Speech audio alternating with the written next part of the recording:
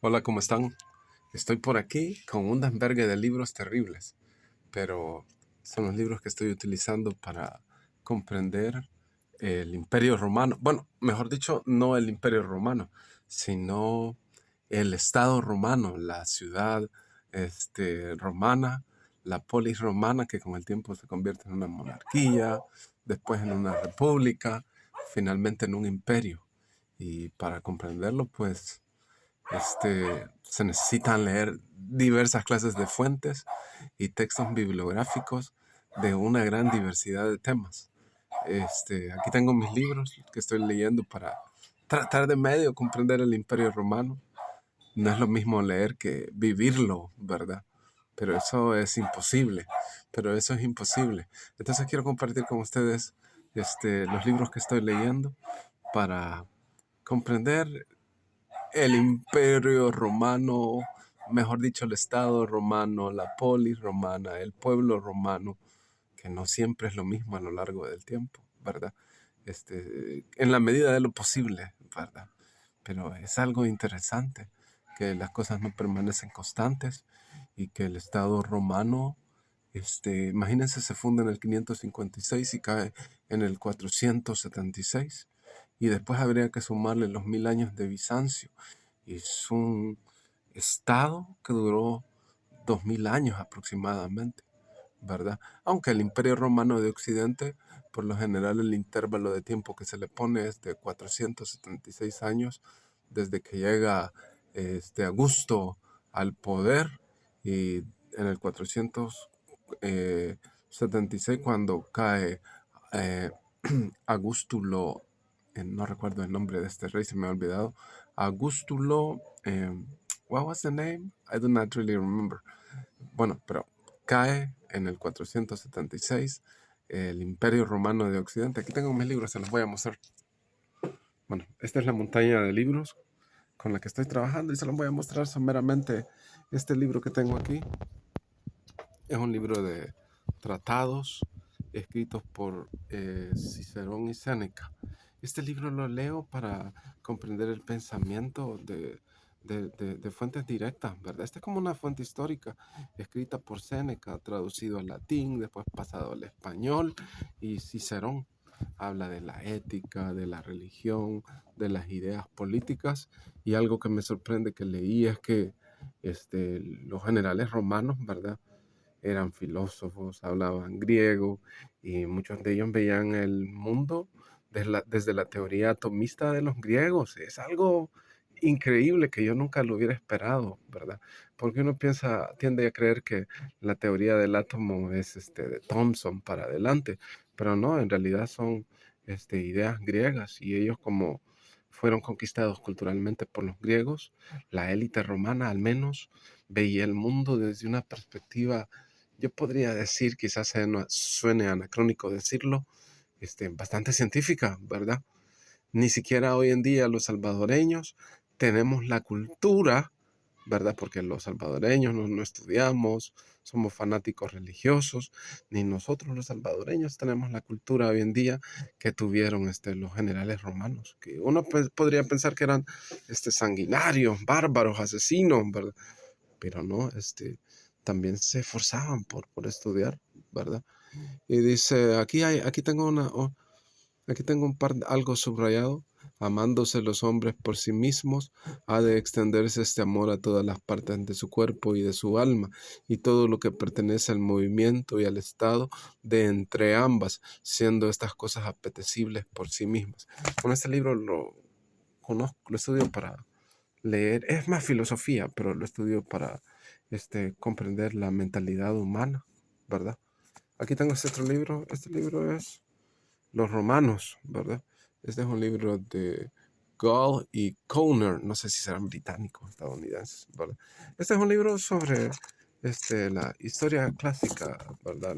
Lo que se estudia, el inicio, el auge, la caída y el desarrollo de la monarquía, de la república, las conquistas, un poquito de cultura, ¿verdad? Es como una introducción a la historia romana. Es un libro viejito, pero el primer texto que leí fue el de Roma, de Bertolini, Francisco Bertolini, que es un historiador italiano. Es un libro que yo no sabía que había sido bien famoso en los 70. Lo encontré sin querer y lo compré y lo leí hace muchos años. Ese libro me inspiró a querer aprender sobre la civilización romana, ¿verdad? Porque hay bastantes cosas que no solo es la cultura, es la historia militar, es el desarrollo del pensamiento, la historia de la arquitectura. Es algo increíble. Este es otro libro que estoy leyendo, se llama La caída del Imperio Romano, escrito por un historiador que se llama Peter Heather. Es un historiador europeo que gracias a la ayuda económica de la Unión Europea, él y un grupo de historiadores hicieron un trabajo de investigación y él ha dejado aquí escrita sus ideas, ¿verdad? Y es bien interesante porque es una síntesis. Este libro creo que es como del 2016. Es una síntesis de todas las historias, todas las explicaciones que tratan de crear una teoría o hipótesis sobre la caída del Imperio Romano. Está lleno de mapas y las ideas son bien complejas. Yo estoy leyendo ahorita el primer capítulo y me ha hecho ver cosas y pensar cosas que son bien complejas, ¿verdad? Uno por lo general le dicen, bueno, el Imperio Romano cayó por los bárbaros, la corrupción de los emperadores, pero en realidad la situación fue más compleja que eso, ¿verdad? Bien interesante, aprendí aquí que los emperadores descabezaron el Senado, ¿verdad? Descabezaron el Senado, crearon un Senado en Bizancio y le quitaron el poder, ¿verdad? Llegó un momento en el imperio en el que el Senado ya no representaba nada, ¿verdad? Más que títulos que le daban status quo a los funcionarios o a la burocracia de los emperadores. También habla de cómo se mueven los centros de poder y cómo Roma deja de ser un centro de poder y cómo los centros de poder son esos lugares donde están estacionados los ejércitos romanos que buscan proteger el imperio, ¿verdad? De los bárbaros del norte, de los partos en el oriente, ¿verdad? Tienen como 3 ejércitos acampados en distintos lugares, 2 en Europa y uno en el Medio Oriente. Y desde Antioquía se convierte en un centro de poder porque desde ahí se estudia el movimiento de los partos y todos los movimientos que puedan poner en peligro el, el, el imperio de Oriente, ¿verdad? También habla de cómo se dividen los poderes, cómo cambia la administración política. Es un libro interesantísimo. Solo el índice, que no sé si lo puedo encontrar ahorita. Yo lo he ido leyendo. Y yo, como tengo la maña de desarrollar todo, yo subrayo todo, ¿verdad? Lo otro es que está bien ilustrado, miren. Todas las provincias romanas de Roma en su culmina, ¿verdad? En, su, en la parte más alta del desarrollo del sistema político del imperio. Es un libro bastante científico y tiene bibliografías, tiene recomendaciones de otros trabajos. Entonces, esta es una maravilla. Es un libro que sirve para estudiar la caída del Imperio Romano y para profundizar en ideas que son bastante complejas. Aquí tengo este otro libro, se llama Ancient Rome, Military and Political History. Este libro trata de enfocarse en el aspecto político y militar, pero algo que me llamó la atención y fue el primer capítulo que leí, es que este libro tiene un enfoque bastante arqueológico. Va comparando la historia escrita de Roma con los encuentros arqueológicos y presentan tablas. Y aquí están, miren, aquí están las tablas. Presentan tablas y demuestran cómo los datos arqueológicos van pegando con los datos históricos, ¿verdad? En cierta medida, ¿verdad? Están las épocas de bronce, las épocas de metal y aquí están, ¿verdad? Los principios, está bien ilustrado, tiene mapas, ¿verdad? Este es un libro que me ha impresionado bastante por eso, porque se fundamenta también bastante en el hallazgo arqueológico y cómo la comparación y el contraste con el dato histórico demuestra que muchas de las cosas que se leen, ¿verdad? Y tienen un dato verídico este, bastante exacto, ¿verdad? Pues sí, porque la arqueología es la fuente, miren, es la fuente. Lástima que no encuentro la tabla. Estoy buscando una tabla para mostrárselas. Una tabla sobre las distintas excavaciones que se han hecho en Roma y cómo los elementos arqueológicos han dado datos que ayudan a comprender mejor la historia de la ciudad. Lástima que no lo encontré. Bueno, aquí también tenemos, bueno, también estoy leyendo, claro está, las novelas de Santiago Posteguillo, que tiene bastantes de trilogías sobre procesos históricos romanos y sobre personajes históricos romanos, pues Publio Cornelio Escipión, Marco Ulpio Trajano, tiene la trilogía de Trajano, ¿verdad? Y últimamente ha sacado, creo que está trabajando en la trilogía de Julio César. Este es Maldita Roma y el otro libro es Roma soy yo. Y claro está que no puede faltar el libro de un historiador, si no me equivoco, griego, que se latinizó y escribió la vida de los 12 Césares, ¿verdad?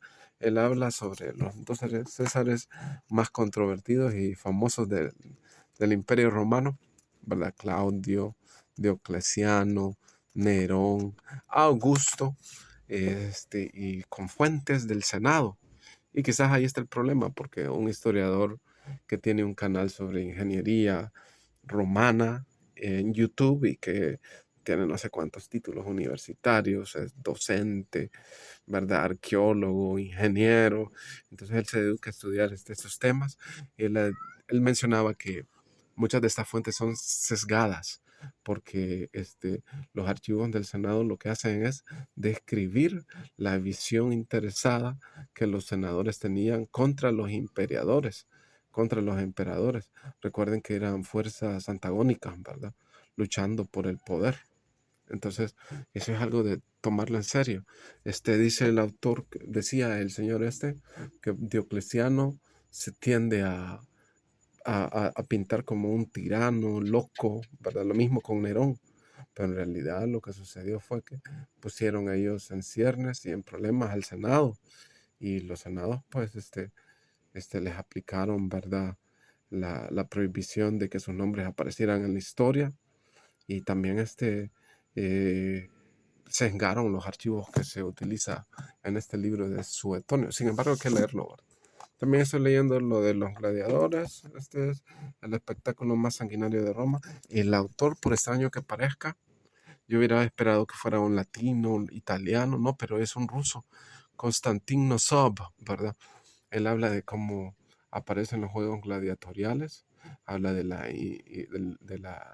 influencia de los etruscos, pero al mismo tiempo también habla de cómo César, en las funerales de sus familiares, de sus amigos, ahí empezaron a desarrollar en los ritos funerarios, las luchas gladiatorias que luego se extendieron, ¿verdad? Hasta como ustedes saben, llegó a convertirse ah, en, en algo común, ¿verdad? En la cultura griega. Y por eso se construyó el anfiteatro Flavio, conocido como el Coliseo. Es un libro, a mí este libro, aunque es delgado, me parece bien difícil de digerir porque no estoy familiarizado así con la cultura religiosa de los romanos, ¿verdad? Y después estoy leyendo un libro que es si no me equivoco, del siglo XVIII. Edward Gibbon, sino que es del siglo XIX, no recuerdo, es un británico que amaba la cultura y la historia romana y viaja a Italia y entonces empieza a escribir sobre la caída del Imperio Romano. Esta es una visión bien reciente de la caída del Imperio Romano. Pero el texto que sí vale la pena, y yo afortunadamente lo compré hace varios años aquí en El Salvador, es La caída del Imperio Romano, porque Gibbon es una fuente para este libro de Peter Heather, pero no es la única fuente, son muchas investigaciones las que menciona este señor, ¿verdad? Este es uno de los mejores libros que he leído, o que mejor dicho estoy leyendo en mi vida, ¿verdad? Entonces ahí se los dejo. Esos son mis libros. Ahorita, algunos de los que tengo. Más adelante voy a compartir los libros que tengo sobre el Imperio Napoleónico, las guerras napoleónicas y la Revolución Francesa con ustedes. Espero que les haya gustado.